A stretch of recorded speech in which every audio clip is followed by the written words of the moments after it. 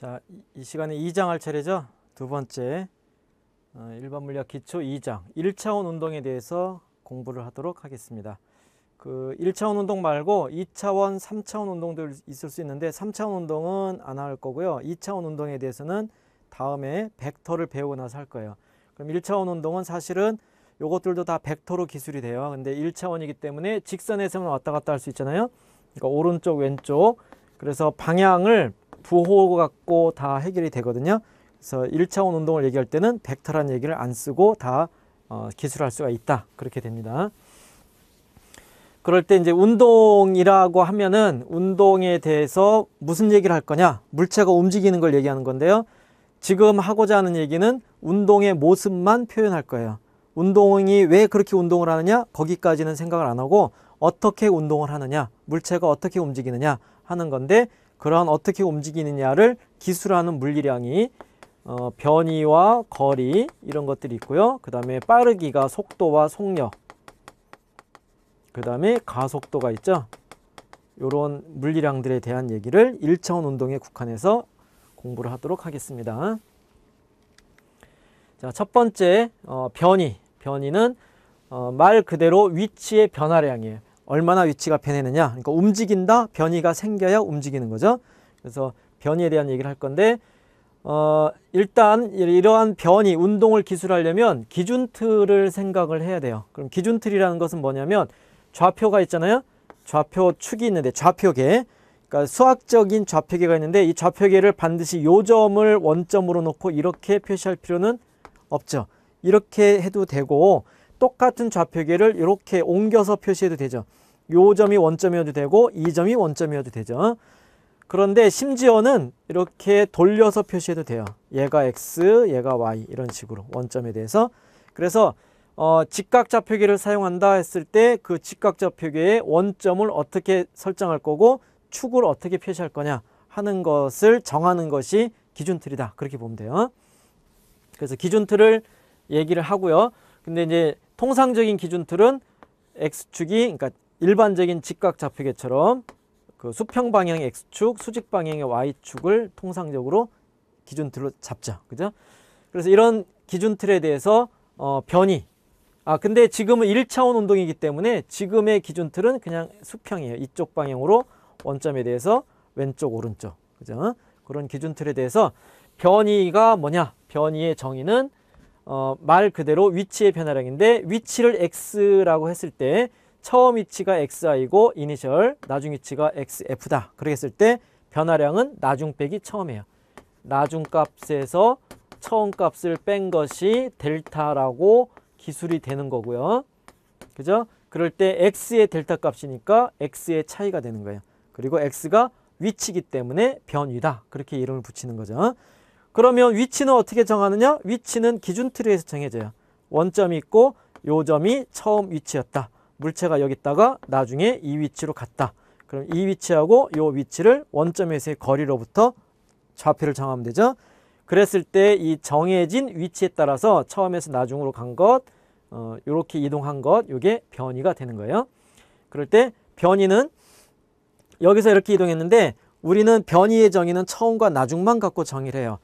실제로 어떤 물체는 왼쪽으로 갔다가 이만큼 갔다가 이렇게 도착했다 라고 할 때도 처음 위치하고 나중 위치가 똑같으면은 변이는 같은 거예요. 그래서 변이의 크기는 처음과 나중을 잇는 직선 거리가 바로 변이의 크기예요. 알겠죠? 근데 이제 이렇게 하얀 경로를 따라서 움직였다 그러면 요거는 거리가 되죠. 이동 거리. 그죠? 이동 거리는 실제 경로의 크기를 얘기하는 거고요. 구분해야 돼요. 근데 이동 거리는 사실 더 구하기가 어렵죠. 경우에 따라 다 다를 수 있기 때문에. 그 다음에 변이는 방향을 갖고 있어요. 델타 X가 양수다. 그러면 나중이 더 큰 거죠.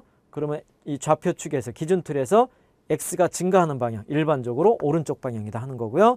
반대로 음수다. 그러면은 음의 방향, 왼쪽 방향이다. 그래서 방향이 있는 거예요. 방향이 있는데 그것을 지금은 부호를 가지고 얘기를 하자 하는 얘기가 됩니다. 이것이 1차원에서 변이를 정하는 변이의 정의에 해당이 되고요. 그래서 변이가 생겼다. 물체가 움직인다. 근데 얼마나 빨리 움직이느냐. 빠르기죠.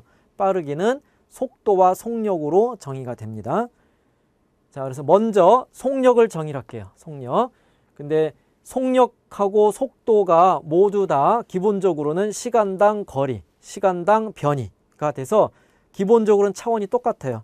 그러니까 길이 차원을 시간 차원으로 나눈 것, 길이 차원을 시간 차원으로 나눈 것. 그래서 단위는 똑같은 단위를 써요. 평균도 미터 퍼 세크를 쓰고요. 여기서도 다 미터 퍼 세크, 다 같은 단위예요. 근데 이제 값을 정의하는 구체적인 정의는 다르죠. 그래서 속력의 정의는 시간당 얼마나 이동했느냐 했을 때 이동한 경로의 길이, 거리, 이동 거리죠. 거리를 시간으로 나눈 거예요. 그래서 매우 복잡하게 움직일 때는 속력은 굉장히 어려워져요. 그러니까 한쪽으로만 가는 게 아니라 왔다 갔다 하다가 이만큼 갔다. 그죠? 처음에 하고 나중 위치가 똑같더라도. 그런데 평균 속력은 이 이동한 거리를 다 알아야지만 구할 수 있는 양이에요. 그래서 사실은 평균 속력은 좀 더 어려운 개념이고요. 단어를 구분하자면 이건 스피드에 해당하는 거죠. 근데 요 나누기가 전체분의 전체로 나눌 때 평균이 돼요. 항상 물리에서 평균을 구한다. 그것은 통상 우리가 생각하는 것은 뭐 4과목 시험 봐가지고 그죠? 영어, 수학, 과학, 뭐 사회에서 4과목 시험 봐서 평균 내자 그러면 4로 나누면 되잖아요. 그러한 더해서 나누는 개념이 아니고 평균은 전체, 그러니까 변화율인데 전체분의 전체가 평균이에요. 항상. 그래서 전체 거리를 전체 시간으로 나눈 것. 그러면 이 시간을 얼마로 잡느냐? 1시간 동안 움직였다. 그럴 때 1시간 전체로 잡느냐? 아니면 30분만 잡느냐? 15분만 잡느냐? 그거에 따라서 평균이 다 각각 따로따로 정의되는 겁니다. 그래서 평균은 사실은 좀 어려워요. 평균이. 그런데 평균에서 이 시간 간격을 0으로 보내는 극한을 취해보자. 그러니까 시간을 점점 잘라서 어느 이 특정한 시간 근처에 매우 짧은 순간이 되면 그것이 수학적으로 극한을 취해서 델타 t가 0으로 가는 조건하에 이 나누기, 그게 바로 순간 나누기가 되죠. 그럴 때 순간 속력이라고 정의를 하는 겁니다. 그럼 문제는 요거는 뭐 2개를 알면 나눠서 계산하면 되는데 요 값은 2개를 안다고 할지라도 극한이거든요. 수학에서 극한을 구하는 게 이게 사실 미분이에요.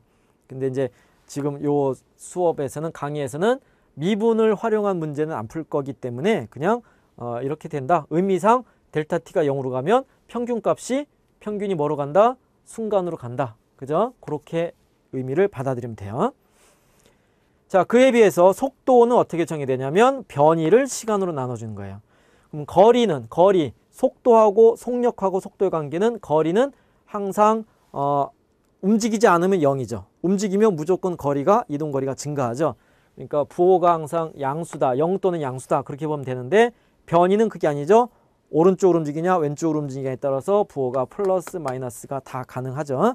그래서 속도는 부호를 갖는 거고 속력은 항상 0보다 큰 값을 갖는다. 그게 차이가 있어요. 그래서 평균은 이렇게 위에다 바를 그어서 평균 표시를 하기도 합니다. 그래서 평균 속도로 정의하고 기호는 V로 쓸 거예요. 여기서도 순간 속도가 있죠. 델타 t를 0으로 보내면 이 극한 값이 그 순간의 속도 값이다. 그죠?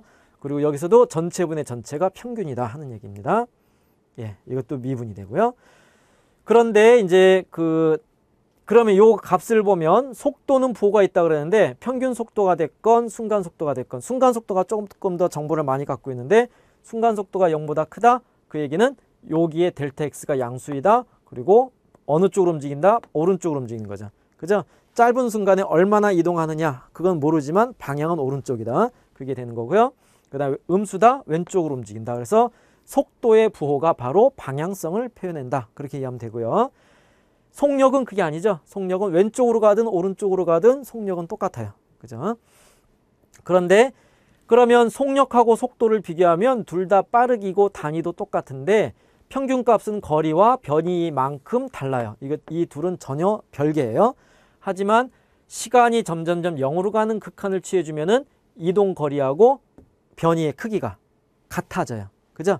그래서 매우 짧은 순간, 이미 어떤 순간에 순간 값에는 속력은 바로 속도의 크기와 같아요. 그러니까 속력을 S라고 쓰면 속력 스피드 S는 속도의 절대값이 된다. 그렇게 이해하면 돼요. 그래서 이것 때문에 속력하고 속도를 막 섞었어요. 속도를 써야 할 대목에 속력을 쓰고 속력을 써야 할 대목에 속도를 쓰고 그렇게 쓰는데 잘 구분을 할 줄 알아야 돼요. 원래 평균의 의미는 달랐다. 순간에서 크기의 관계만 있다는 거죠. 자, 이렇게 빠르기, 속력에 대한 정의를 했습니다.